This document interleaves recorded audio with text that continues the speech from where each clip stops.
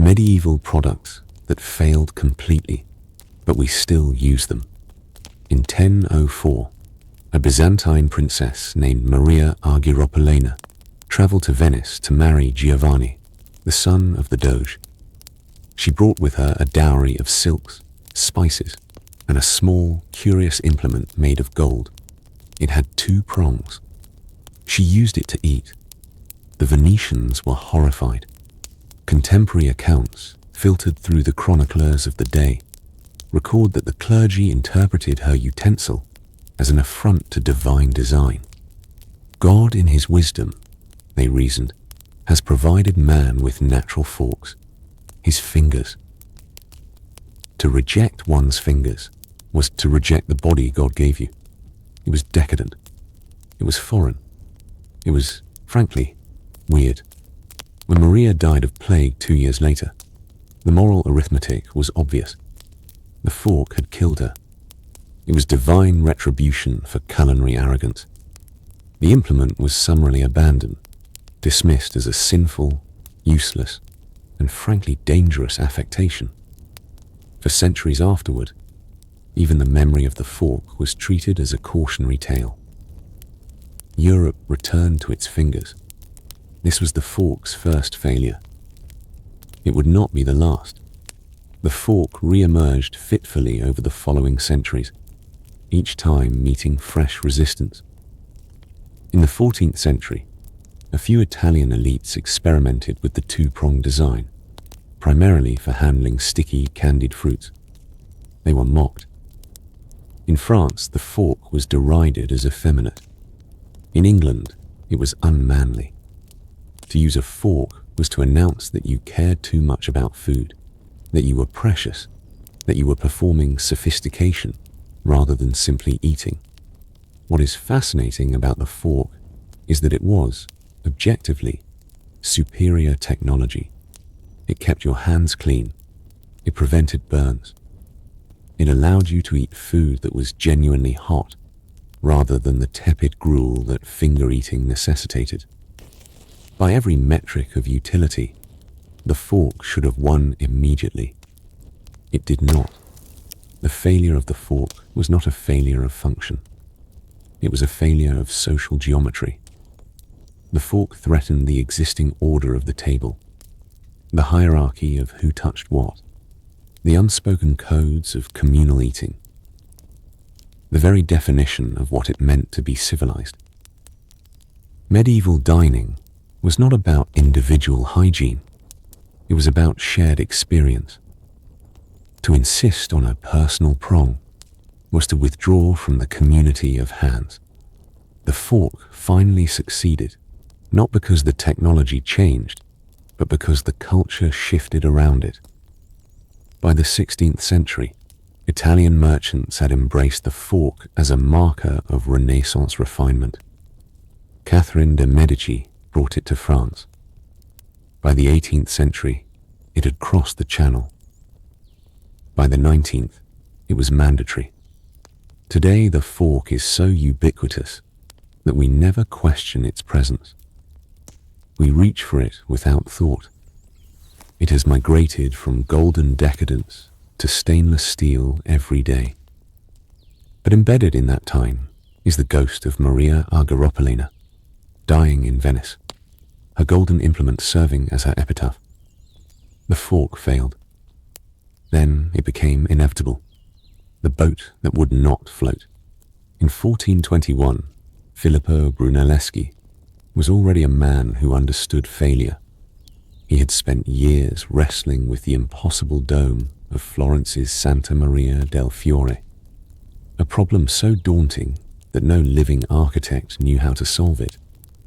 But before he conquered the sky, Brunelleschi attempted to conquer the river. His invention was a barge. Specifically, it was a new type of transport vessel designed to haul marble and other heavy cargo along the Arno. What made it novel was its onboard crane mechanism, a device that could lift cargo directly from the water without requiring dockside infrastructure. Brunelleschi recognizing that his design was both novel and commercially valuable, did something unprecedented. He demanded exclusive rights. The Republic of Florence granted him what is now considered the world's first true patent.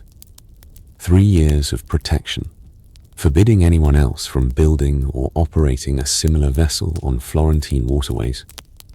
It was a landmark moment in intellectual property. It was also a complete disaster.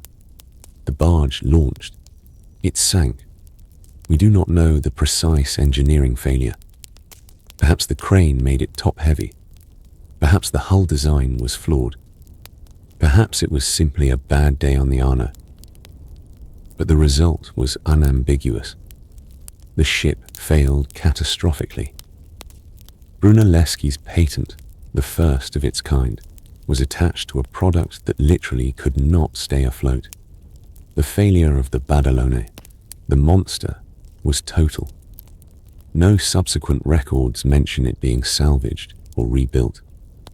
Brunelleschi moved on to domes and sacristies. The patent remained a curiosity, an interesting idea attached to a non-functional object. Yet the part of this failure that survived was the patent itself. Florence's experiment caught the attention of other Italian states. In 1474, Venice codified the first general patent statute, explicitly borrowing the logic Brunelleschi had pioneered. Inventors could now secure temporary monopolies in exchange for disclosing their secrets. The system spread to England, to the Netherlands, to the New World. Today, we file patents by the hundreds of thousands. We protect intellectual property with lawyers and treaties and international courts. All of this descends from a boat that sank 5 centuries ago. The object failed. The system persisted.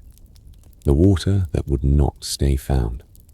In the 12th century, the most technologically sophisticated objects in England were neither swords nor cathedrals.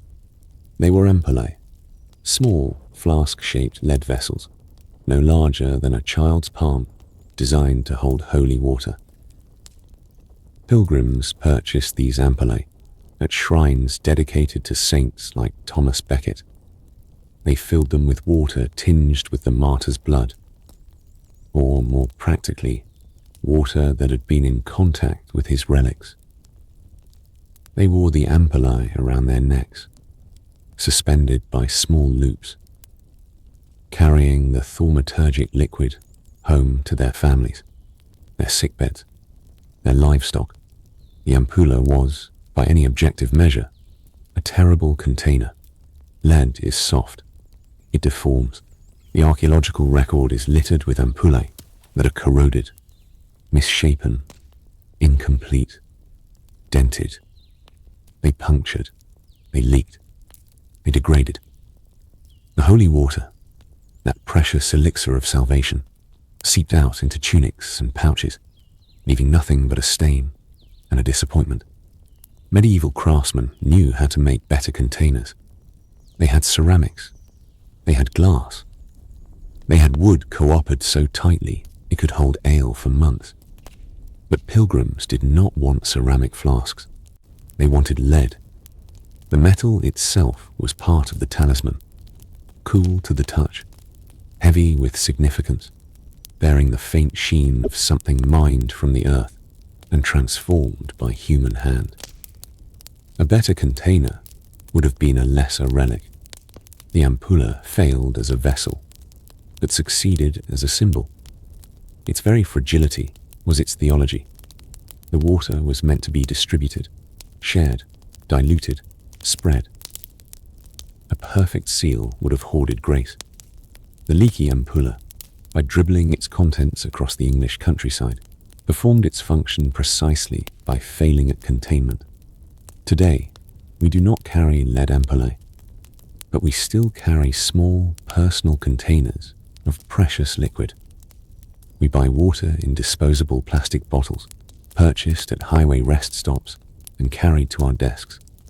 We buy branded aluminum flasks emblazoned with corporate logos, designed to keep coffee hot for 12 hours.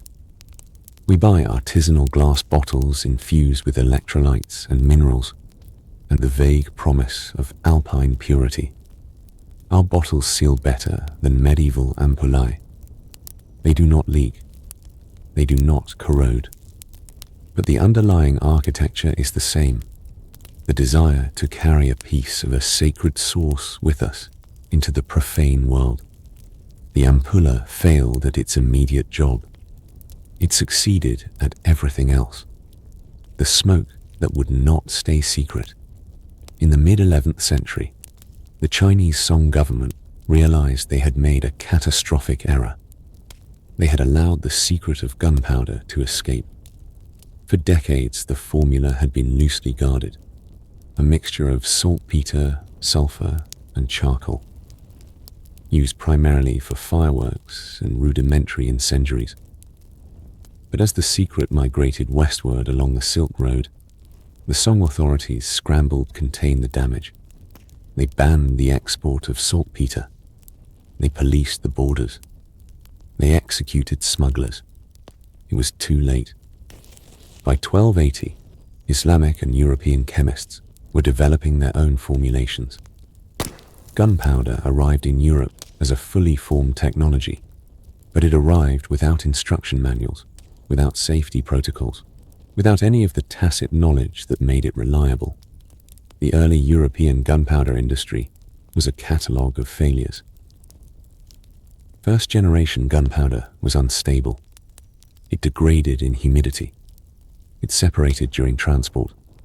It burned at inconsistent rates, sometimes fizzling, sometimes detonating prematurely in the faces of its makers. The earliest European cannons, porte de fer and bombards, were as dangerous to their operators as to their targets. They cracked, they burst, they achieved legendary inaccuracy. Military historians estimate that early gunpowder weapons were tactically inferior to well-made longbows and crossbows. They were slower. They were less reliable. They required extensive logistical support, saltpeter collectors scouring barns for nitrate-rich soil, sulfur imported from volcanic regions, charcoal burners working specific wood species. For decades, adopting gunpowder was not an obvious strategic improvement. It was a gamble with explosive stakes. Yet Europe persisted with this failure. Not because the technology was good, but because it promised a kind of power that existing weapons could not deliver. The power to bypass years of nightly training, to reduce castle walls with chemistry rather than siege engines, to democratize destruction. Gunpowder failed repeatedly, in laboratories and on battlefields, but each failure generated data. Each cracked barrel taught metallurgists about stress tolerances. Each misfire taught chemists about grain size and composition. By the 15th century, European gunpowder had surpassed its Asian antecedents. By the 19th, it had conquered the world. The recipe that escaped China was incomplete, but incompleteness turned out to be an advantage. It forced a continent of tinkerers to reinvent the formula from first principles, accumulating knowledge that the original inventors had never needed to codify. We still use gunpowder today, though we call it black powder and confine it mostly to fireworks and antique firearms.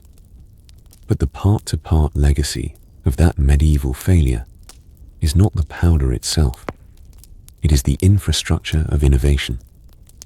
The saltpeter men, the bell founders who retooled as cannon makers, the manuscript illuminators who sketched siege engines they had never seen. Gunpowder failed its way into modernity, the fire that would not drown. Greek fire is the ghost that haunts medieval engineering. We do not know what it was. We know what it did. It burned on water. Byzantine warships pumped it through bronze siphons, spraying jets of liquid fire that stuck to hulls and oars and flesh, inextinguishable by conventional means. Arab chroniclers described it with terror. Crusaders witnessed it with incomprehension. The Byzantine emperors guarded the formula so closely that it died with them.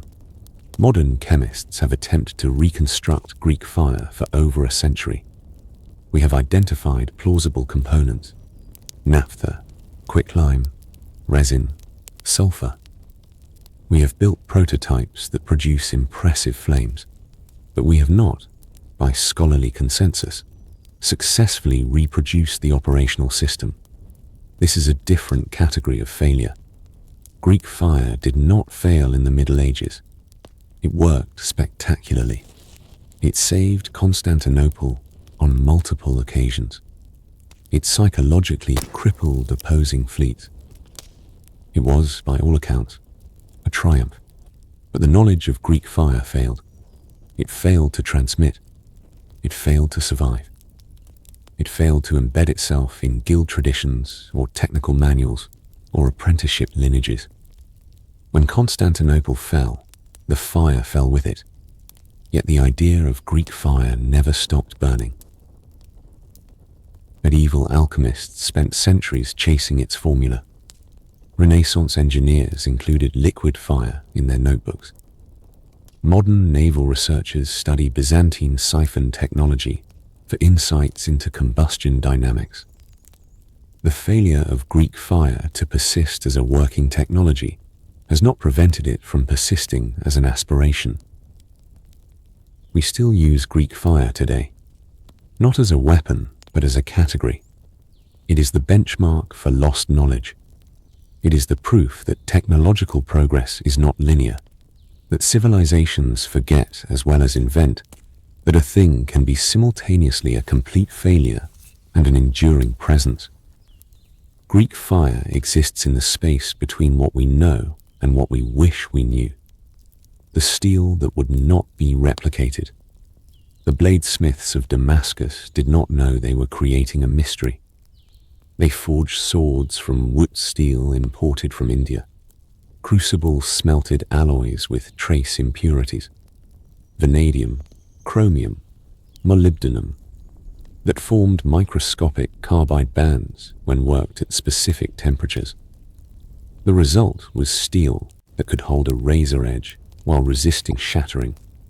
Steel that rippled with watery patterns as unique as fingerprints. Then the recipe vanished. The mines depleted. The trade routes collapsed. The forged traditions fragmented. By the 18th century, no living smith could reliably produce true Damascus steel. European metallurgists attempted to reverse engineer it, producing pattern-welded blades that mimicked the visual effect, but lacked the microstructure.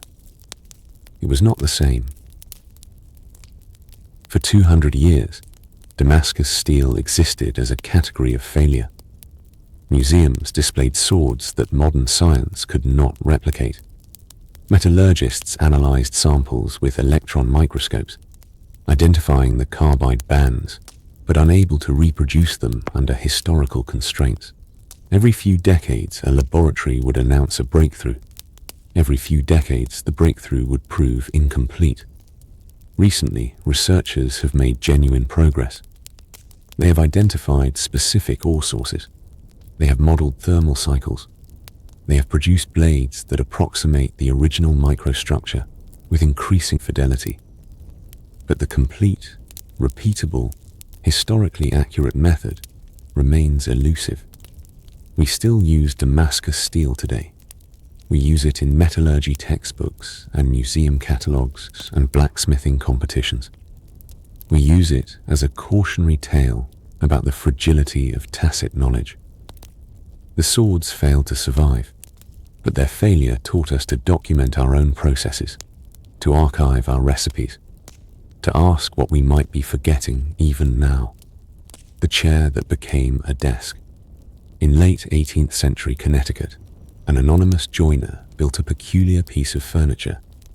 It was a chair, but it had a hinged arm that swung up to form a writing surface. Drawers were tucked under the seat, hidden by green wool. The overall effect was something between a library carrel and a mobile office. The design was practical, compact, and thoroughly ahead of its time. It was also a commercial failure, at least initially. The writing armchair of the 1700s occupied an uncomfortable niche. It was too specialized for general seating. It was too informal for serious scholarship. It was, in the dismissive judgment of contemporaries, a novelty. Surviving examples are rare. The form did not proliferate. But the failure of the writing armchair was a matter of timing, not concept. By the mid-20th century, American schoolrooms faced a crisis of density. Post-war birth rates flooded elementary schools with students. Classrooms needed to accommodate more children in less space. Desks needed to be compact, movable, multifunctional. The solution was the desk-chair combination, a seat with an attached writing surface, exactly the configuration the Connecticut joiner had prototyped 2 centuries earlier. Millions of these units were manufactured. They became the default educational furniture of an entire civilization. We still use writing armchairs today, though we call them student desks, and rarely think about their genealogy.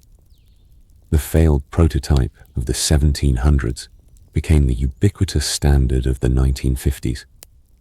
The object waited 200 years for its context to catch up. The physics of persistence. What unites these objects? They are not the obvious medieval survivors. The wheels, the needles, the flutes that have persisted unchanged for millennia. They are the counter-history, the products that failed on their own terms, but succeeded on someone else's. The fork failed as a moral utensil, but succeeded as a hygienic one. Brunelleschi's barge failed as a vessel, but succeeded as a precedent. The ampulla failed as a container, but succeeded as a talisman. Early gunpowder failed as a weapon, but succeeded as a problem. Greek fire failed as a recipe, but succeeded as a legend. Damascus steel failed as a craft, but succeeded as a challenge.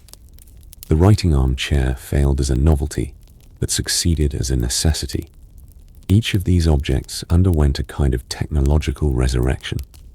They were buried, mourned, and then exhumed by generations who recognized something in them that their contemporaries had missed. This is not simply the ahead-of-its-time narrative. It is something more specific. These objects failed because they addressed a problem that did not yet exist, or solved it in a language that no one yet spoke. Their utility was real, but illegible. They were answers to questions that had not been asked. The part-to-part journey of these medieval products is a reminder that failure is not a terminal diagnosis. It is a phase shift. The object changes state. It re-enters the world in a different form, for a different purpose, through different hands. The lead of the ampulla becomes the plastic of the water bottle. The bronze of the Byzantine siphon becomes the computational fluid dynamics of naval engineering. The carbide bands of the Damascus blade become the metallurgical databases of material science. We still use these failed products because failure is the most durable form of knowledge. A technology that works perfectly vanishes into the background, invisible by virtue of its success. A technology that fails remains visible, remains problematic, remains to be solved. It accumulates attention across generations.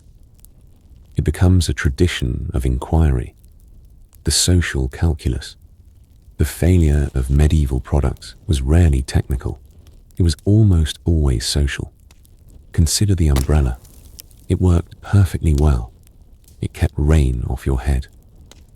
Yet when Jonas Hanway walked the streets of 18th century London carrying one, he was pelted with garbage and nearly run over by hackney drivers. The umbrella was not a failure of engineering. It was a failure of masculinity. It was French. It was effeminate. It was an abdication of British toughness. Consider the printing press. Gutenberg's invention was mechanically sound. It produced books faster and cheaper than scribes ever could. Yet critics predicted that printed books would not last, that parchment was superior, that mass production would corrupt sacred knowledge. The printing press failed the test of prestige. It was too new, too industrial, too common. These are not medieval products, strictly speaking. The umbrella is ancient. The printing press is early modern. But they share the same dynamic as the fork and the ampulla. They were rejected, not because they didn't work, but because working was not the only criterion. Medieval and early modern consumers evaluated technology through multiple lenses: moral, religious, aesthetic, social. A product could perform its function flawlessly and still fail because it disrupted the wrong hierarchy, offended the wrong sensibility, or simply looked ridiculous.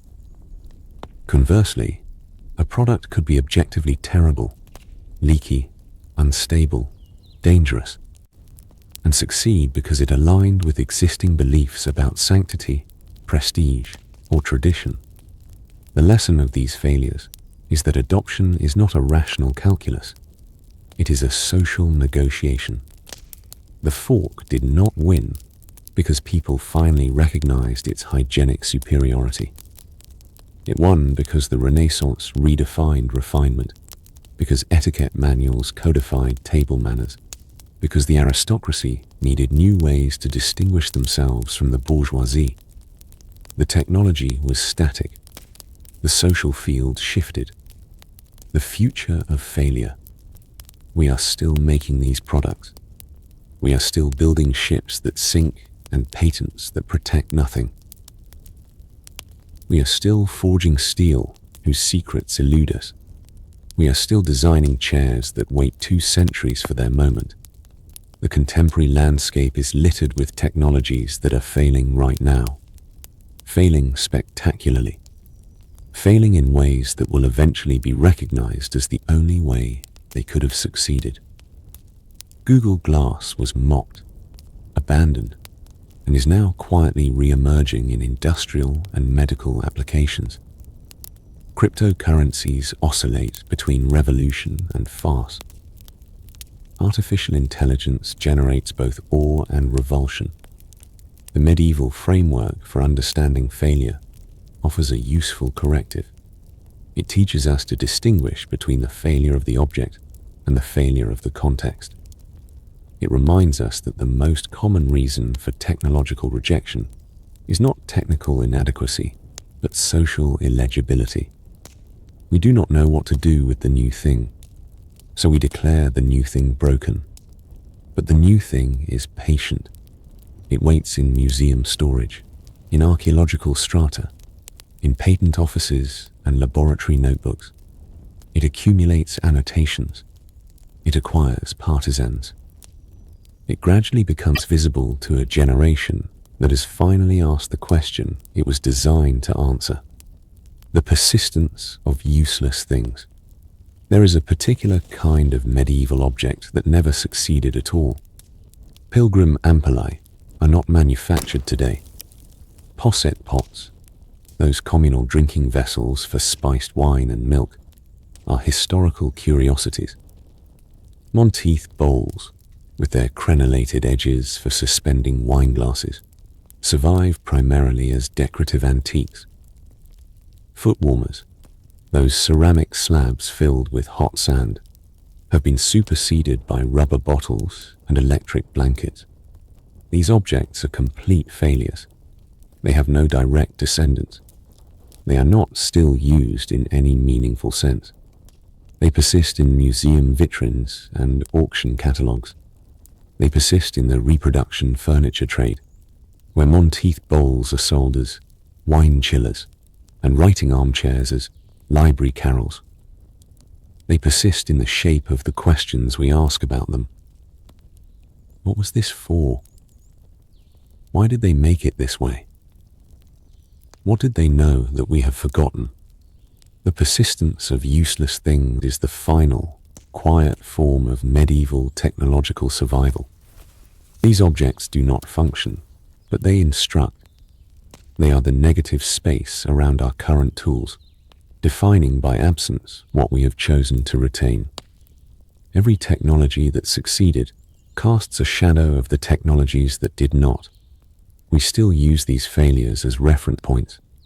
We still measure our progress against their limitations. We still, in the private geometry of our imaginations, pour posset into pots and carry ampuli to the beds of the sick. The objects are dead. The gestures survive. The edge of reproduction. There is a boundary between revival and recreation. We have rebuilt the Antikythera mechanism in brass and gears, modeling its lunar phases and eclipse predictions. We have heated Scottish hill forts to vitrification temperatures, turning stone to glass in controlled experiments. We have struck Damascus blades with pattern-welded steel that shimmers like the originals. But we have not, by the strictest standards, succeeded. Our reconstructions are plausible, but not proven. Our microstructures approximate, but do not replicate. Our fires burn, but do not match the Byzantine accounts. These are the frontier failures. The technologies we can model, but not master. The recipes we can simulate, but not duplicate. They are failures of reproduction rather than invention. But they are failures nonetheless. And they matter because they reveal the limits of our own knowledge. We like to believe that technological progress is cumulative, that we stand on the shoulders of giants, that everything the past knew we now know better. The medieval products that resist reproduction refute this complacency. They demonstrate that knowledge can be lost as well as gained, that forgetting is as human as remembering, that some things work only when the entire system, ores and fuels, tools and hands, patrons and market, aligns in configurations we can no longer reconstruct. We still use these unreproducible technologies. We use them as research programs. We use them as funding proposals. We use them as the edge of the reproducible, pushing against the boundary between what we can do and what we can only admire. The museum of failed successes.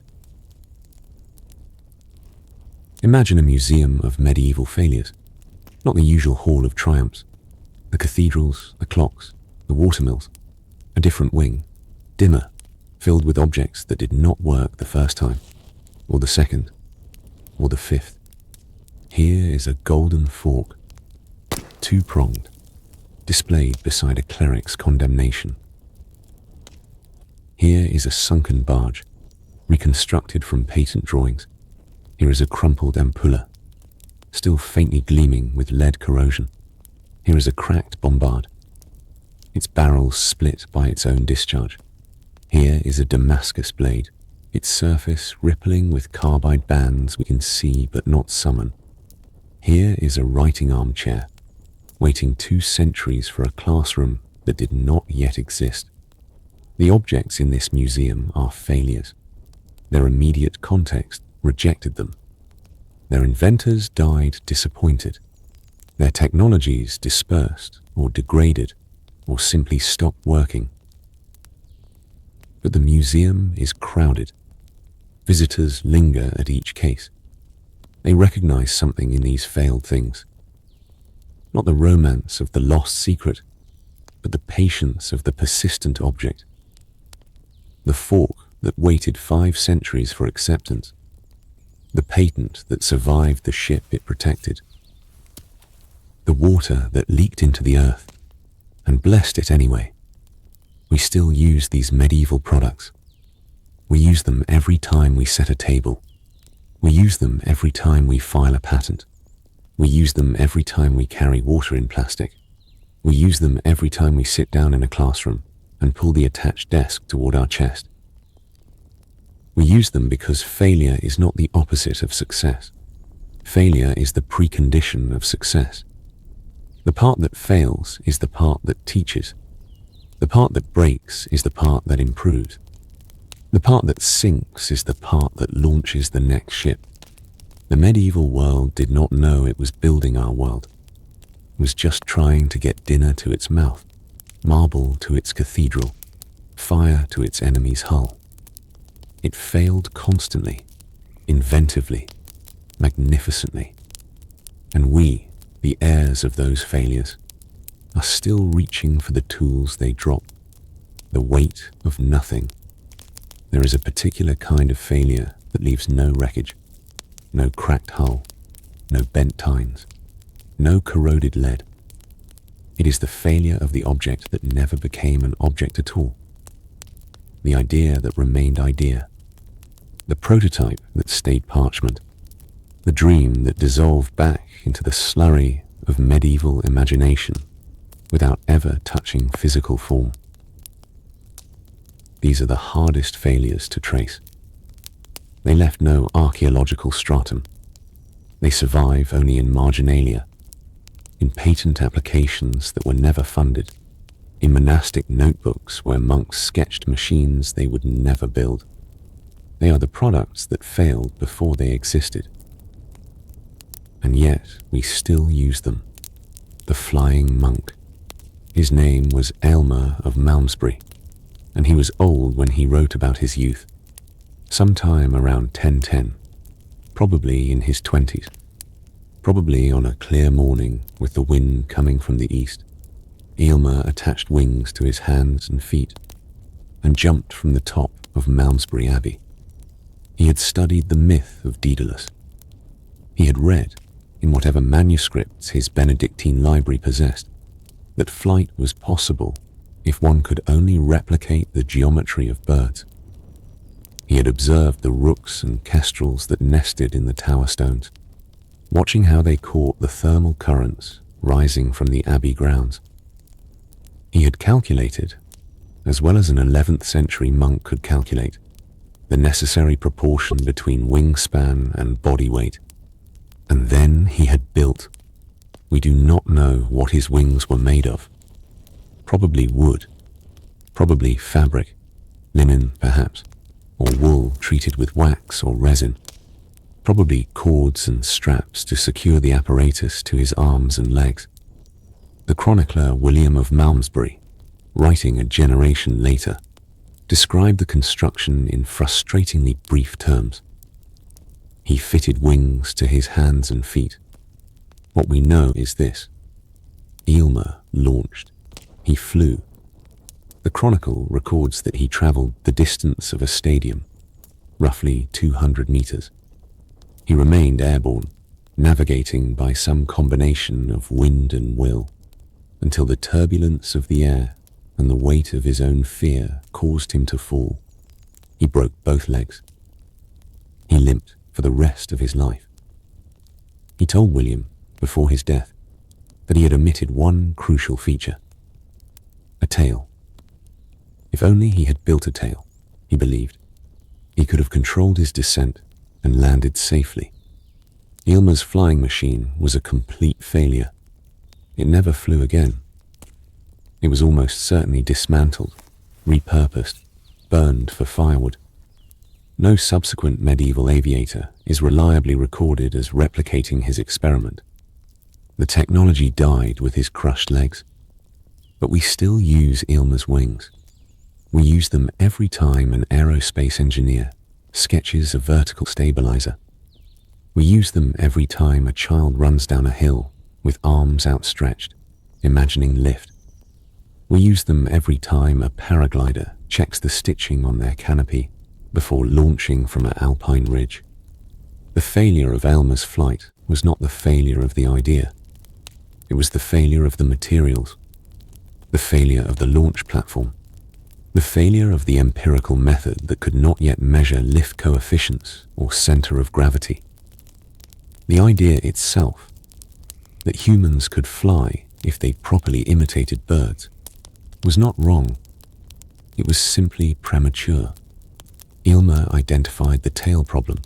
He recognized, in the instant of his falling, that his apparatus lacked the stabilizing surface that birds use instinctively and engineers calculate precisely.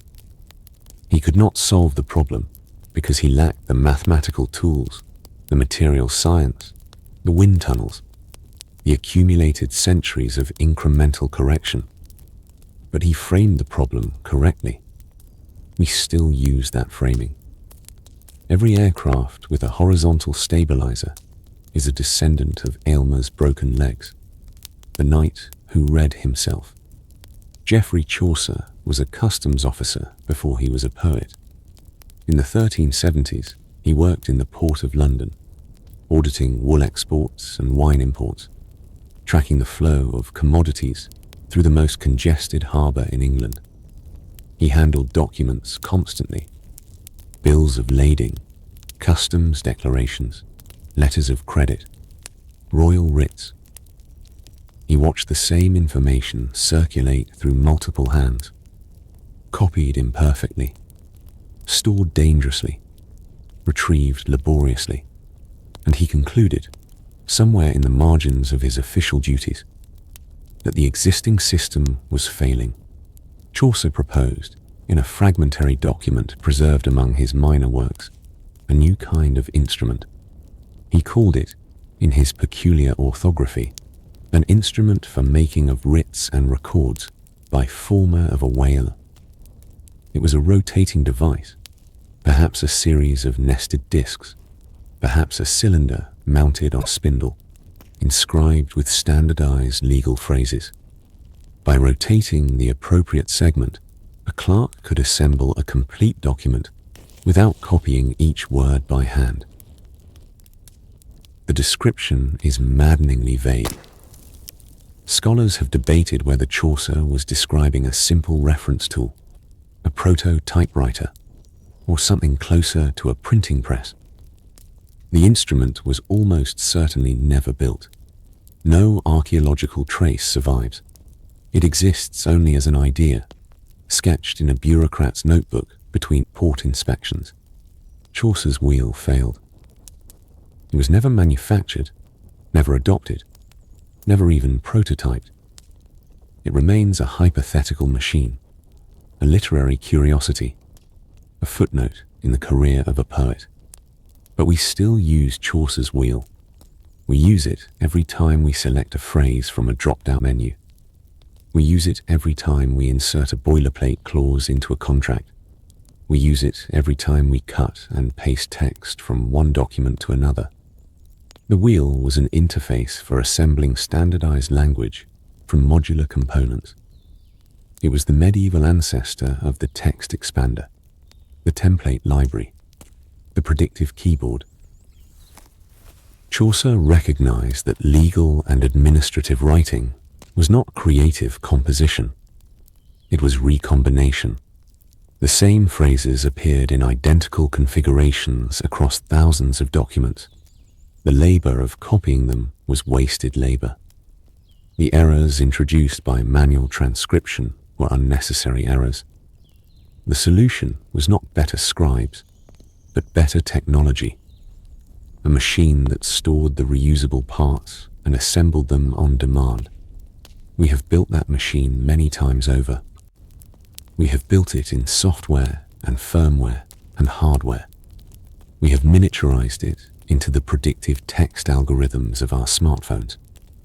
But Chaucer built it first, in ink on parchment, in a customs house on the Thames. His wheel failed. His idea succeeded. The compass that pointed to nothing. The medieval compass was, for centuries, a failure disguised as a success. By the 13th century, European sailors knew that a magnetized needle, floated on straw in a bowl of water, would orient itself roughly north-south. They called it the calameter, the little reed. They used it when clouds obscured the sun and stars. They trusted it more than they trusted the weather. But they did not understand it. The medieval theory of magnetism was a patchwork of classical fragments and folk observation. Some believed the lodestone derived its power from the heavens, a terrestrial echo of the celestial spheres. Others thought it contained a miniature soul, animating the iron toward its polar affinity. Still others considered the needle's orientation a divine mystery, not meant to be comprehended. These theories were not merely incomplete, they were actively wrong. They led medieval mariners to expect properties the compass did not possess and ignore properties it did. The needle did not point to the pole star. It pointed to magnetic north, a moving target offset by declination that varied with longitude.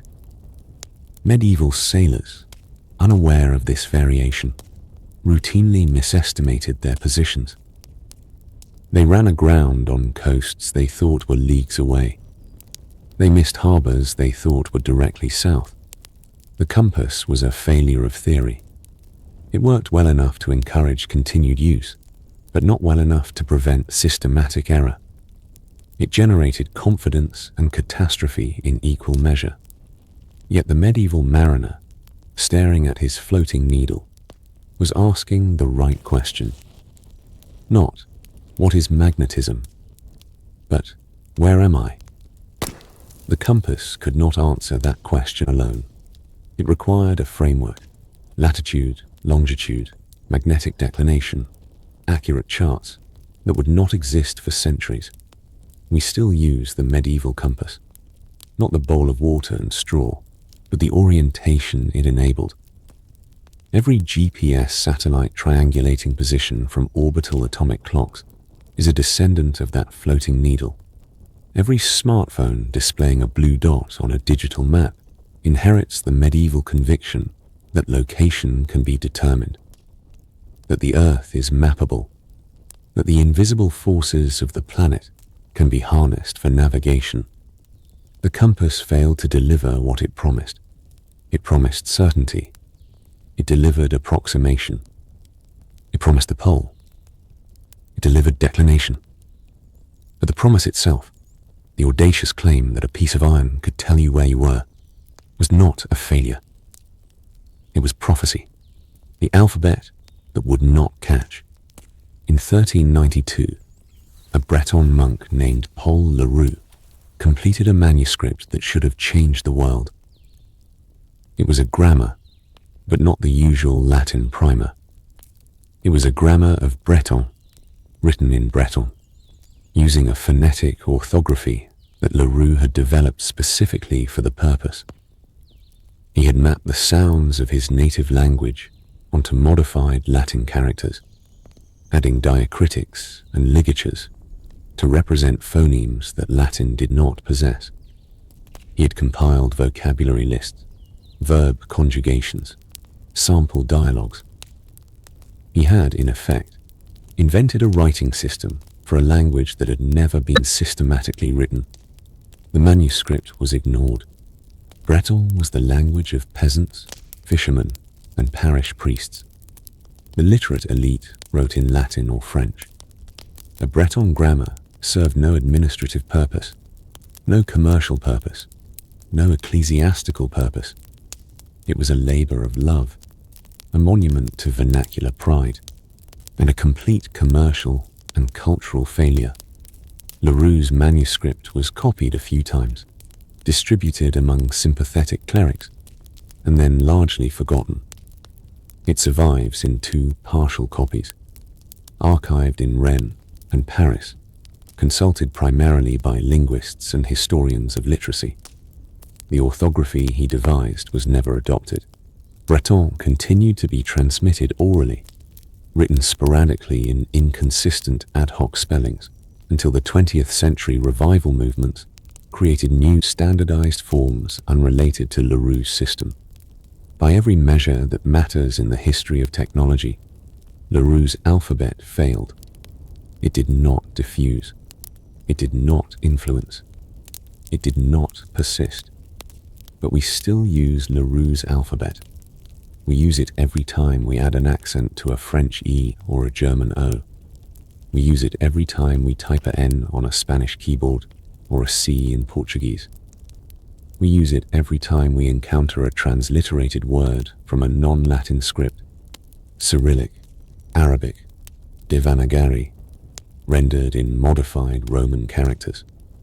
Leroux was not the first to adapt the Latin alphabet to new phonetic demands. He was not the last. But his particular configuration of problem and solution, the recognition that writing systems are not natural but constructed, that they can be deliberately designed rather than organically evolved, was a threshold he crossed alone in his Breton scriptorium, without witnesses. The failure of Leroux's alphabet was the failure of timing. His solution arrived before the problem had become acute. By the 19th and 20th centuries, when linguists and missionaries and colonial administrators were scrambling to reduce hundreds of oral languages to written form, Leroux's manuscript was already archival dust.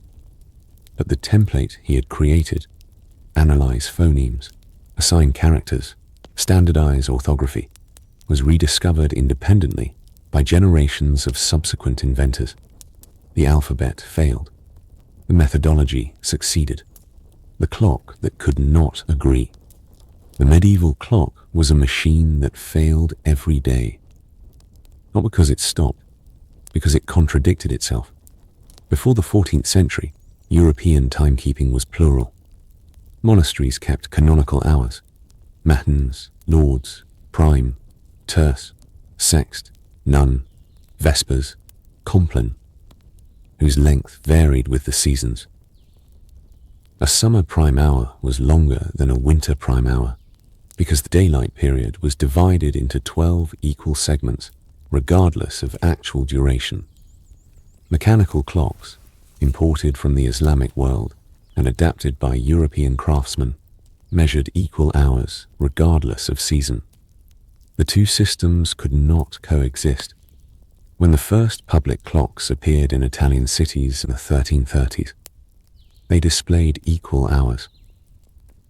The church continued to observe canonical hours. A citizen of Milan might hear the clock strike noon, while the monastery bells rang sext at a different moment. Which time was real?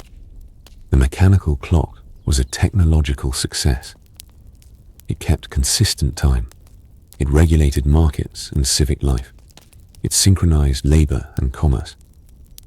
But it was also a social failure. It did not align with the existing temporal framework. It demanded that society reorder itself around a machine's definition of the hour. This reordering took centuries. Canonical hours did not disappear. They were gradually marginalized, relegated to monasteries and liturgical contexts, while secular life adopted the equal hour. The clock won, but the victory was so complete that we have forgotten it was contested. We still use the medieval clock, not the verge escapement or the foliot balance, but the concept of uniform, divisible, abstract time. We use it every time we schedule a meeting for 3 p.m., regardless of sunset. We use it every time we calculate billing increments in 6-minute units. We use it every time we glance at a wristwatch and understand that the number on the dial corresponds to a universally agreed upon moment. The clock failed to integrate with medieval time. It succeeded in abolishing it, the mirror that showed too much. In 1267, Roger Bacon sent Pope Clement IV a treatise on optics that included a peculiar claim. It was possible, Bacon wrote, to construct mirrors that would magnify distant objects so that a small army might appear very large and close at hand, and contrariwise great armies might appear small and far away.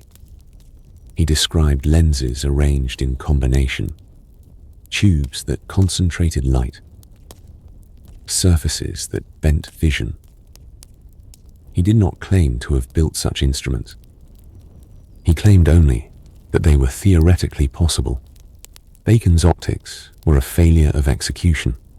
He lacked the glass grinding technology, the lens casting techniques. the precise curves required to realize his theoretical vision. His writings circulated among scholars who admired his mathematics, but could not replicate his instruments. 3 centuries would pass before Dutch spectacle makers assembled the first practical telescopes. But Bacon had described in his Oxford cell the essential architecture of optical instruments that did not yet exist. He had predicted the telescope. He had predicted the microscope.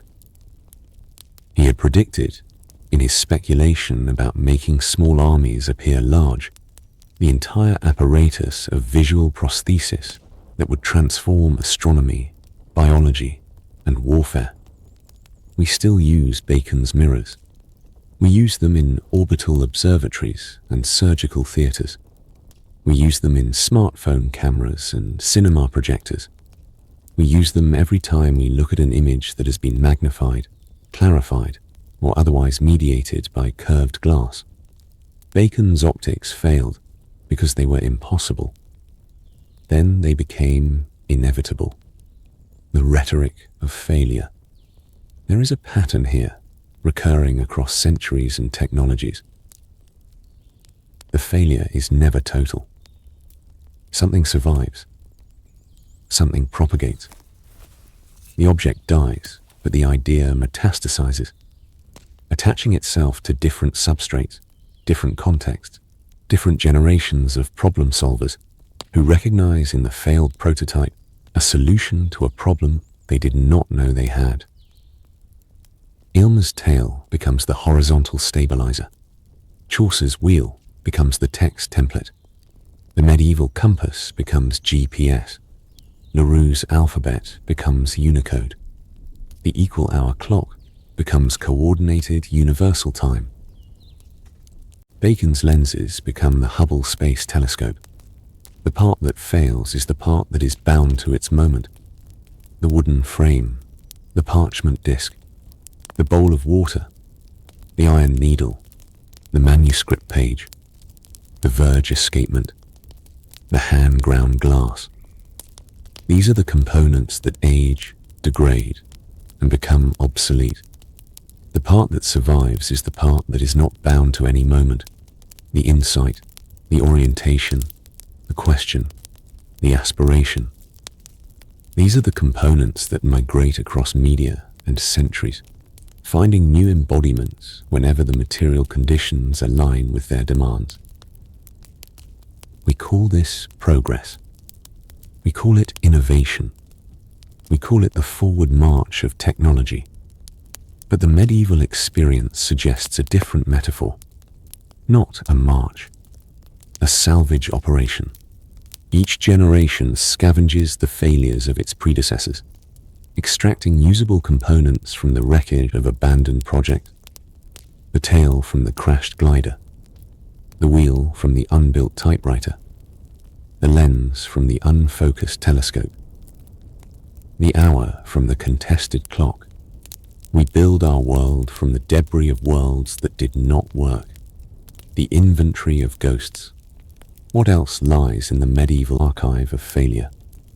Treatises on perpetual motion machines that never moved, alchemical recipes for gold that produced only colored alloys, astrological computers that calculated planetary positions based on incorrect models, cipher systems so complex that correspondents could not use them, water-powered sawmills that flooded their own worksites, siege engines that collapsed under their own tension, healing amulets inscribed with garbled Greek that no one could read, automata that ceased after a single performance, medical texts advocating treatments that killed more patients than they cured, musical notation systems that no singer could sight read. These are not the celebrated achievements of medieval technology. They are the forgotten experiments, the blind alleys, the dead ends. They are the products that failed completely. We still use perpetual motion as a thought experiment in thermodynamics. We still use alchemical nomenclature in chemistry. We still use astrological coordinates, stripped of their predictive claims, as the foundation of celestial cartography. We still use ciphers, infinitely more sophisticated than medieval codes, to secure digital communication. We still use water power, regulated by feedback systems that medieval millwrights could not imagine. We still use tension, calibrated by finite element analysis, in cable-stayed bridges. We still use amulets, rebranded as talismans and souvenirs, carrying wishes rather than Greek. We still use automata, electrified and digitized, animating theme parks and holiday windows. We still use medieval medicine's diagnostic categories, filtered through centuries of revision. We still use musical notation that evolved directly from the new maze of monastic scriptoria. The failures are still with us. They have not been erased. They have been metabolized. The failure of failure itself. The medieval understanding of failure was different from ours. We tend to treat failure as an ending. A product fails. It is discontinued. A startup fails. It is dissolved. A technology fails. It is superseded. Our mental model is linear. Success moves forward. Failure drops away. The medieval mental model was more recursive. Failure was not an exit from the technological system. It was a phase within it. The object that failed in one context might succeed in another. The knowledge that failed to produce results might still produce understanding. The prototype that failed to function might still function as a precedent. This is why medieval patents, like Brunelleschi's, were granted for inventions that had not yet been proven to work. This is why medieval monasteries preserved technical drawings of machines their monks never built. This is why medieval encyclopedias catalogued technologies from antiquity alongside contemporary experiments, treating the failure of Rome as a storehouse rather than a cemetery. We have inherited this recursive model, even though we rarely acknowledge it. Our patent system still grants protection to unproven inventions. Our engineering curricula still teach the failed projects of previous generations as cautionary tales. Our museums still display the broken tools of medieval craftsmen alongside the masterworks they produced. The failure of failure is that it never stays failed. It is perpetually resurrected, perpetually re-evaluated, perpetually repurposed. The medieval product that failed completely remains in circulation, not as an object, but as a component. A part waiting to be fitted into a larger assembly, a solution waiting for its problem, a question waiting for its answer. The salvage of centuries. We are medieval people. This is the uncomfortable truth that the history of failed technology reveals. We imagine ourselves modern, enlightened, separated from the Middle Ages by a chasm of progress.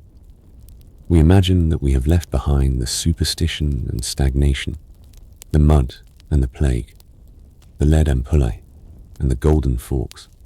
But we still eat with tines. We still navigate with needles. We still measure time in equal hours. We still attempt to fly. We still attempt to write. We still attempt to see what is too small or too distant for unassisted vision. The medieval products that failed completely are not curiosities. They are our inheritance. They are the component parts of our own technological systems, disassembled and reassembled so many times that we no longer recognize their original form. The fork is not medieval. It is a stainless steel utensil manufactured in China and sold at Target. But the fork is also medieval, because the configuration of tines and handle that failed in 11th century Venice is the same configuration that succeeds in 21st century Des Moines. We still use these products. We use them because they are useful. But we also use them because they are ours. Because they were made by people who were asking the same questions we ask, failing in the same ways we fail, salvaging from their predecessors the same components we salvage from them. The medieval world did not know it was medieval. It thought it was modern. It thought its technologies were definitive, its solutions final, its failures conclusive. It was wrong about all of this. We are probably wrong about the same things. But the products remain. The forks and compasses, the patents and alphabets, the wings and wheels. They accumulate. They persist. They wait in museums and manuscripts and the muscle memory of craftsmen for the next generation to recognize in them something their own generation missed. This is the architecture of part to part, not linear progress, not revolutionary breakthrough, not the clean replacement of old by new, just salvage, just persistence, just the long, slow, recursive work of fitting medieval components into modern assemblies, century after century, until the original object is so thoroughly embedded that we forget it was ever separate. We still use these products because we have never stopped using them. They failed, and then they succeeded, and then they became invisible. The fork is invisible. The compass is invisible. The equal hour is invisible. They are not technologies anymore. They are nature, but they are not nature. They are medieval. They are the work of human hands, shaped by human minds, transmitted across human generations. They are failures that refuse to end. We are still living in the salvage of centuries, the architecture of persistence. There is a moment in the life of every failed object when it ceases to be a tool and becomes something else. The fork, dented and bent, thrown into a Venetian canal. The ampulla, punctured and empty, buried with the pilgrim who carried it. The patent, unsigned and unfunded, folded into the archive where it will wait 400 years. The wings, splintered and bloodied, carried down from the tower by monks who will never speak of the experiment again. This is not death. This is translation. The object passes from the realm of function into the realm of memory. It is no longer evaluated by what it can do, but by what it meant. It shifts categories, from technology to archaeology, from product to precedent, from failure to foundation. And in that translation, it becomes permanent. The theology of broken things, the medieval understanding of failure, was fundamentally theological. This is difficult for modern minds to grasp. We think of technology as secular, utility as value neutral, function as distinct from faith. But the medieval artisan operated within a cosmos saturated with meaning. Every object was a moral proposition. Every craft was a participation in divine order. Every failure was a question directed at God. Why did the fork kill its owner? Because God disapproved of culinary decadence. Why did the ampulla leak? Because grace is not meant to be hoarded. Why did Aylmer fall? Because humans are not birds, and pride precedes the crash. These explanations are not, from our perspective, accurate. They do not correspond to the material causes we would identify: metal fatigue, poor sealing, insufficient tail surface. But they are not irrational. They are interpretations of failure within a framework that privileges meaning over mechanism. And this framework had an unexpected consequence. It made failure survivable. If the fork killed Maria Argyropylena because God opposed forks, then the fork was not merely a flawed utensil. It was a sign. It carried information about the moral order. Its failure was not an ending, but a revelation. The object remained valuable, not as a tool, but as a testimony. This is why medieval people did not discard their broken things. They deposited them in churches. They buried them with their dead. They bequeathed them to monasteries. They incorporated them into reliquaries and foundation deposits and the fabric of new buildings. A failed object was not trash. It was evidence. We have inherited this instinct, stripped of its theological vocabulary. We do not believe that God punishes fork users, but we still preserve the broken tools of our predecessors. We still enshrine them in museums. We still handle them with reverence. We still, in the secular cathedrals of our cultural institutions, treat the failed object as a relic. The theology of broken things survives in the religion of history, the economy of scarcity. Medieval failure was also an economic phenomenon. Modern manufacturing operates on abundance. If a product fails, we discard it and produce another. The cost of failure is distributed across thousands of identical units. The individual object is expendable. Medieval manufacturing operated on scarcity. Every object represented hours of labor, months of material accumulation, years of skill acquisition. The cost of failure was concentrated and catastrophic. You could not simply manufacture another fork. You had to find the gold, commission the smith, wait for the delivery. Failure was not an inconvenience. It was a crisis. This scarcity produced a distinctive response. Repair. The archaeological record of medieval objects is a record of repair. Cracked pots riveted back together. Torn garments patched and darned. Broken tools reforged and rehafted. Swords repeatedly snapped and rewelded, accumulating new configurations of steel with each fracture. Manuscripts, their damaged pages excised and replaced, carrying the scars of use across centuries. Repair was not restoration. It did not return the object to its original condition. It produced something new, a composite object, bearing the evidence of its own history. The riveted pot was not a failed pot that had been fixed. It was a different kind of pot, marked by its survival, valued precisely because it had been broken and remade. We still use these repaired objects. We use them in the restoration workshops of museums, where conservators reattach the handles of medieval jugs with reversible adhesives. We use them in the methodology of archaeology, where repair marks are read as evidence of value. We use them in the philosophy of technology, where the repaired object challenges our assumptions about authenticity and originality. But we also use them in ways less direct. Every time we choose to repair rather than replace, a smartphone screen, a denim jacket, a leather boot, we are enacting the medieval economy of scarcity. We are declaring that this object, despite its failure, retains value. We are refusing to treat failure as termination.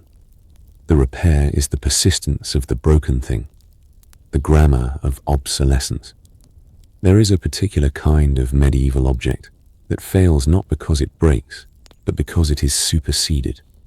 The astrolabe, the armillary sphere, the horary quadrant.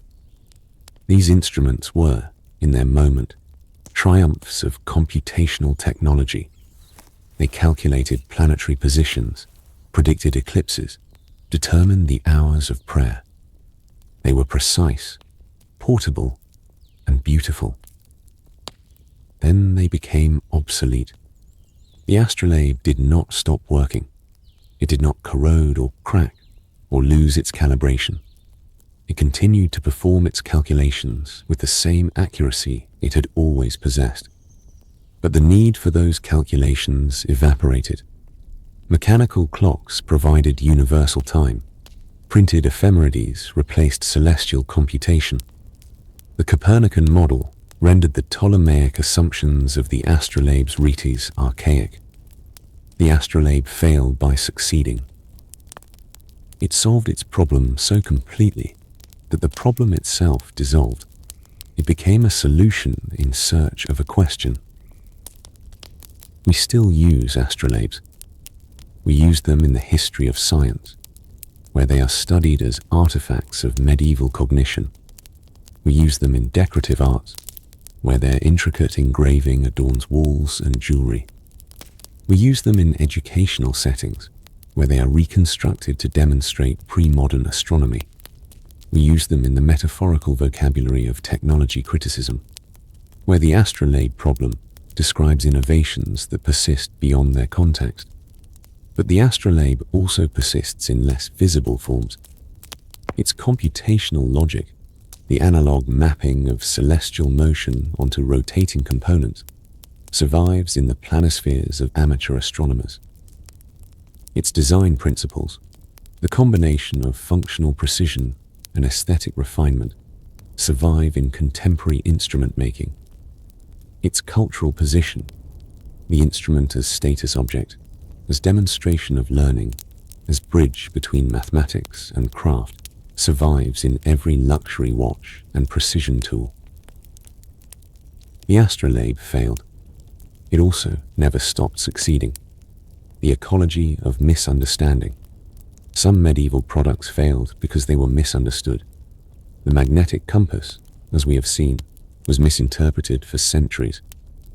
Sailors believed it pointed to the pole star. They did not understand declination. They used the instrument correctly while understanding it incorrectly. This did not prevent them from navigating. It simply prevented them from navigating as accurately as they might have. This is a distinctive pattern of failure. The object that works despite its operators. The technology is functional. The theory is wrong. The two coexist in productive tension until someone, usually much later, reconciles instrument and understanding. The medieval response to this tension was not typically investigation. It was accommodation. Sailors did not demand better theories of magnetism. They developed practical heuristics, compass error corrections memorized by rote, local variations recorded in Portolan charts, routes adjusted by accumulated experience rather than first principles. They used the flawed instrument successfully by compensating for its flaws without understanding them. We still use this ecology of misunderstanding. Every driver who navigates by GPS without comprehending satellite orbits, every computer user who operates software without reading the documentation, every patient who takes medication without understanding pharmacokinetics. We are medieval sailors, using instruments whose principles exceed our grasp. The failure of the medieval compass was not its inaccuracy. It was the gap between what the instrument could do and what its users believed it did. That gap persists. It is the permanent condition of technological society. We are always using products we do not fully understand. This is not in itself a problem. The medieval sailor reached port. The GPS user arrives at the destination. The medication treats the illness. Misunderstanding is not always an obstacle, but it becomes an obstacle when the instrument fails in unexpected ways. When the compass reads accurately, but the sailor misinterprets. When the GPS loses satellite lock and the driver has no backup. When the medication interacts unpredictably with another drug. The ecology of misunderstanding is stable until it is not. The medieval solution to this vulnerability was redundancy. Multiple navigators cross-checking each other. Multiple instruments used in combination. Multiple voyages accumulating collective wisdom. The sailor who did not understand magnetism still knew that the pilot beside him had made this crossing 40 times. We still use this solution. It is called backup systems, peer review, institutional memory. It is called apprenticeship, mentorship, experience. It is called not trusting any single instrument, any single operator, any single understanding. The ecology of misunderstanding persists because it is ecologically stable. It accommodates failure without requiring omniscience. The aesthetics of failure. There is a medieval aesthetic category that has no direct modern equivalent. The Latin word is varietas. The English approximation is variety. But this translation misses the evaluative weight of the term. Varietas was not merely descriptive, it was aspirational. A work that displayed varietas was a work that had successfully incorporated diverse materials, techniques, and influences into a coherent whole. Varietas could be achieved intentionally. The mosaic that combines glass, stone, and gold. The manuscript illumination that integrates multiple pigments and patterns. The cathedral facade that layers Romanesque arches, Gothic windows, and local stone. But it could also be achieved accidentally, through the accumulation of repair and modification over time. This is the aesthetic of failure. The repaired pot, riveted across its fracture, displays varietas. The amended manuscript, its original text overwritten by later scribes, displays varietas. The composite sword, forged from multiple fragments of previous blades, displays varietas. These objects are not pristine. They are not original. They are not what their makers intended. They are, by medieval aesthetic criteria, more beautiful than they would be otherwise. We still use this aesthetic. We call it patina. We call it the beauty of wear. We pay premium prices for distressed furniture, pre-faded denim, artificially aged leather. We photograph abandoned industrial sites and frame the prints. We preserve the cracked walls of ancient buildings rather than rendering them smooth. The aesthetic of failure is the recognition that time adds value, that damage is not deficit, that the object which has survived, which carries the evidence of its survival, is richer than the object which has merely existed. The medieval pot, repaired and riveted, is not a failed pot. It is a pot that has succeeded at the most fundamental task of any object, to persist. The jurisprudence of precedent. Medieval law was built on failure. This is not a metaphor. The entire edifice of English common law, and by extension, the legal systems of most Anglophone nations, is constructed from cases that represent failures of prior arrangements, disputes that could not be resolved privately, contracts that were breached, wills that were contested, injuries that were not compensated. Each of these failures generated a case. Each case generated a judgment. Each judgment became a precedent. And each precedent became a component in the architecture of future law. The medieval legal system did not treat failure as an anomaly. It treated failure as the raw material of jurisprudence. Without broken contracts, there would be no contract law. Without contested inheritances, there would be no property law. Without unpunished injuries, there would be no tort law. The law is a machine that runs on failure. We still use this machine. Every time a court cites a precedent from the 14th century, this happens routinely in common law jurisdictions. It is using a medieval failure as a component in a contemporary judgment. The plaintiff who lost his sheep in 1342, the defendant who failed to deliver wool in 1378, the testator whose ambiguous language provoked litigation in 1415. These are not historical curiosities. They are active participants in current jurisprudence. The medieval failure of contract, property, and inheritance is not merely remembered. It is operational. It continues to produce effects 6 centuries after the original dispute was settled. This is persistence at its most extreme. Not the persistence of the object, the fork, the ampulla, the compass, but the persistence of the failure itself. The broken promise preserved in the yearbooks, the contested boundary mapped in the plea rolls, the unpaid debt recorded in the pipe rolls. We still use these failures. We use them every time a lawyer opens a case reporter, every time a judge reasons from analogy, every time a law student reads a decision from the reign of Edward III. The medieval product that failed completely, the transaction that did not complete, the agreement that did not hold, the relationship that did not endure, is still, in the 21st century, producing new outcomes. The cartography of absence. The most important medieval product that failed completely is a map. In the 13th century, the Psalter map was created in London. It is a small, circular map of the world, oriented with east at the top, Jerusalem at the center, and the Garden of Eden at the eastern edge. It depicts 3 continents, Asia, Africa, Europe, surrounded by ocean.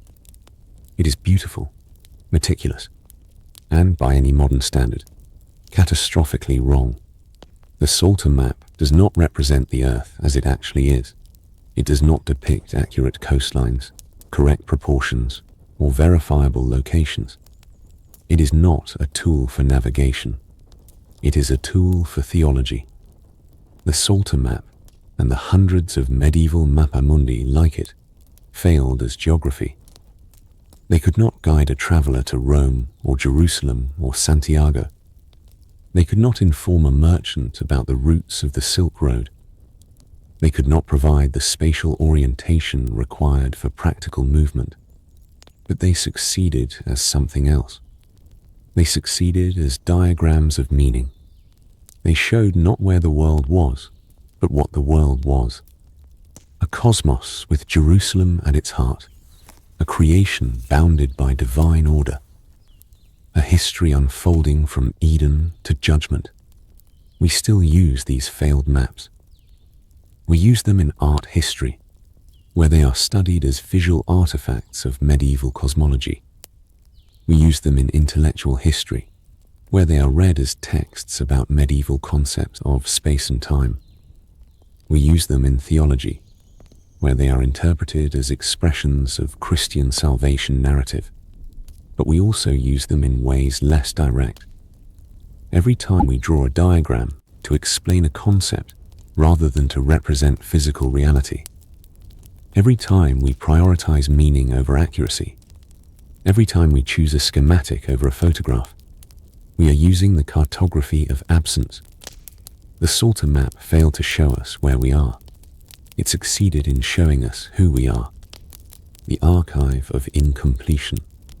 There is a room in the Bibliothèque Nationale de France that contains thousands of unfinished medieval manuscripts, pages where the text stops mid-sentence, awaiting a scribe who never returned, illuminations where the gold leaf was applied but the pigment never added, bindings where the covers were attached but the clasps never fitted, codices assembled from choirs of different origins, different dates, different planned destinations. These are failures of completion. The manuscript that was started but never finished, the project that was funded but never executed, the commission that was paid but never delivered. These incomplete manuscripts are not failures in any simple sense. They are archives of process. They reveal the stages of medieval book production: ruling, writing, correcting, illuminating, binding, in isolation, without the final integration that obscures the labor.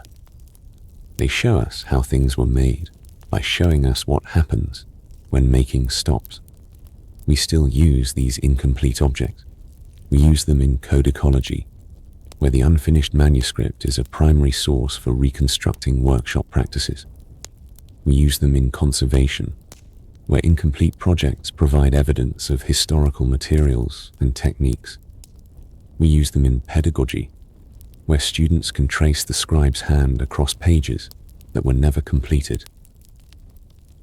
But we also use them in more intimate ways, Every unfinished project we inherit, a parent's half-written memoir, a friend's abandoned instrument, a predecessor's incomplete research, is a medieval manuscript. It is a failure that remains valuable.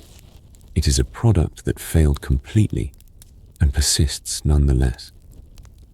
The archive of incompletion is the record of all the things we intended to do and did not. It is the largest collection in the world. The failure of memory. Memory fails. This is the most fundamental failure of all. The knowledge that is not transmitted, the skill that is not taught, the recipe that is not written down, the story that is not told. The medieval world was acutely aware of this failure. Its entire intellectual culture was structured around the prevention of forgetting. Monasteries accumulated libraries, not because monks were unusually bibliophilic, but because they understood that parchment survived longer than brains.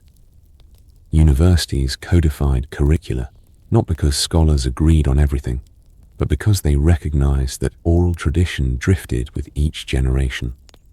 Relics were encased in precious metal, not because the metal enhanced their holiness, but because the container preserved the identification. And still, memory failed. We do not know how Greek fire was made. We do not know how the Damascus smiths achieved their carbide bands. We do not know the full repertoire of medieval polyphonic music. We do not know the majority of medieval paintings, which were whitewashed or overpainted or demolished. We do not know the names of the women who produced the Bayeux tapestry. We do not know the face of the man who built the clock at Salisbury Cathedral. These are failures of transmission. The products existed. The knowledge existed. The skills existed.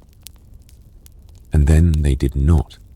We still use these failures. We use them as research programs, as funding justifications, as the motivation for digital preservation initiatives. We use them as cautionary tales about the fragility of culture. We use them as the answer to the question, why does this matter? The failure of medieval memory is why we have archives. It is why we have museums. It is why we have libraries. It is why we have, in the early 21st century, a civilization-wide project to digitize everything, store everything, back up everything, preserve everything. We are trying to prevent the failure that the medieval world could not prevent. We are trying to remember what they forgot. We will fail. The persistence of failure. Failure persists. This is the final, irreducible fact of the medieval technological inheritance. Not that some products succeeded despite their flaws. Not that some failures were later redeemed. But that failure itself, the state of being broken, obsolete, misunderstood, incomplete, is a durable condition. The cracked pot does not become uncracked. The obsolete astrolabe does not regain its utility. The unfinished manuscript does not acquire its missing illuminations. The forgotten recipe does not reconstitute itself in memory. These are permanent failures. They will never be corrected. The object will never function as intended. The knowledge will never be recovered. The project will never be completed. We still use these permanent failures. We use them as the foundation of our relationship with the past. We use them to define, by negative example, what we value. We use them to measure the distance between intention and outcome, between aspiration and achievement, between what we hope to make and what we actually make. The cracked pot teaches us about medieval ceramic technology. The obsolete astrolabe teaches us about medieval astronomy. The unfinished manuscript teaches us about medieval book production. The forgotten recipe teaches us about the limits of transmission. These are not compensations for failure. They are not silver linings. They are not consolations.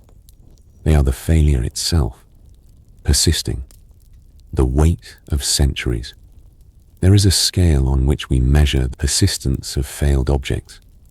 It is not a physical scale. It does not measure grams or carats or pounds.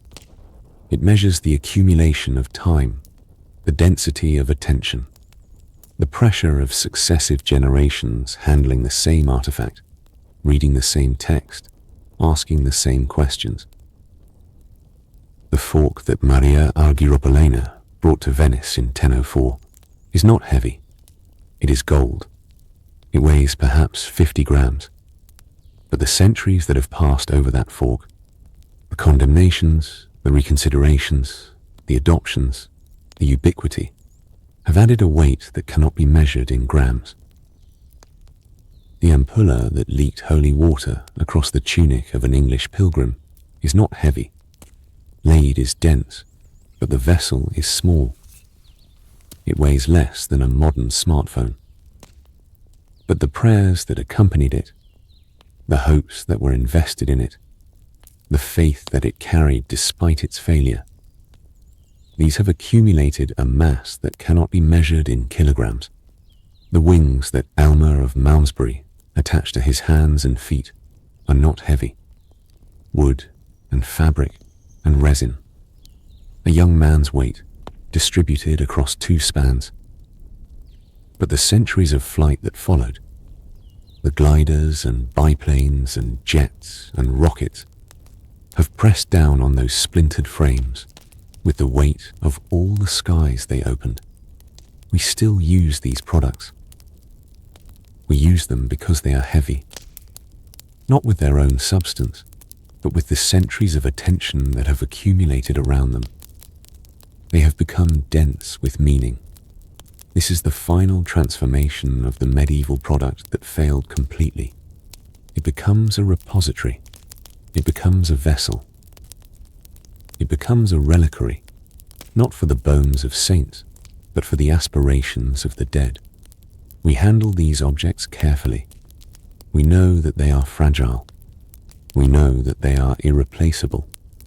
We know that they have survived against the odds, through the accidents of preservation, the choices of collectors, and the institutional commitments of museums and libraries. But we also know that they are, in their original purpose, failures. They did not do what they were supposed to do. They were rejected, abandoned, superseded, forgotten. Their survival is not a testament to their success. It is a testament to the persistence of failure, the use of useless things. We have arrived at the paradox. The medieval products that failed completely are, by definition, useless. They do not function. They cannot function. Their original purpose is no longer relevant. Their original context no longer exists. Their original technology no longer operates. And yet we use them. We use them in ways their makers could not have anticipated. We use them as historical evidence, as aesthetic objects, as pedagogical tools, as philosophical provocations. We use them to ask questions about time and memory and value and meaning. We use them to understand who we are by understanding who we were. This is not a consolation prize. It is not a compensation for failure. It is not a silver lining. It is the recognition that usefulness is not a fixed property. It migrates. It transforms. It attaches itself to different aspects of the same object at different moments in its career. The fork was useful as a utensil. Then it was useful as a symbol of decadence. Then it was useful as a target of moral condemnation. Then it was useful as a marker of refinement. Then it was useful as a commodity. Then it was useful as an archaeological artifact. Then it was useful as a museum exhibit. It was useful at every stage. The mode of usefulness changed. The objects persisted. This is the architecture of persistence, not the preservation of original function, but the continuous production of new functions, not the resistance to change, but the accommodation of change. Not the triumph over failure, but the incorporation of failure into new configurations of value. The medieval product that failed completely is not a failure anymore. It is a resource. The salvage of all time. This is the identity that the medieval technological inheritance offers us. Not inventors, though we invent. Not innovators, though we innovate. Not progressors, though we progress. Salvagers. We salvage from the wreckage of previous civilizations the components we need to build our own. We salvage the fork from the condemnation of the clergy. We salvage the patent from the sinking of the barge. We salvage the ampulla from the corrosion of lead. We salvage the compass from the error of declination. We salvage the clock from the contest of hours. We salvage the map from the distortion of theology. We salvage failure itself. The medieval world did not know it was medieval. It thought it was modern. It thought its solutions were final, its technologies definitive, its achievements permanent. It was wrong about all of this. We are probably wrong about the same things. But the products remain. The forks and compasses, the patents and alphabet, the wings and wheels, the maps and manuscripts, the pots and swords and clocks and astrolabes. They accumulate. They persist. They wait in museums and manuscripts and the muscle memory of craftsmen for the next generation to recognize in them something their own generation missed. We will miss things. We are missing things now. There are products of our own time that will fail completely, that will be rejected and abandoned and forgotten, that will wait centuries for someone to recognize what they were really for. We do not know which products these are. We cannot know. That knowledge is available only to the future. But we can know that the future will salvage from our failures, as we have salvaged from the failures of the medieval world. They will extract the usable components from the wreckage of our abandoned project. They will fit medieval tines to modern handles, medieval compasses to satellite networks, medieval clocks to atomic time. They will see in our failures something we could not see. This is the contract between generations, not progress, not improvement, not the endless accumulation of better solutions to stable problems. We still use these medieval products. We use them because we have no choice. They are the materials we have been given. They are the inheritance of all the failures that came before us. We build our world from the debris of worlds that did not work, and we will leave our own debris for the world to come.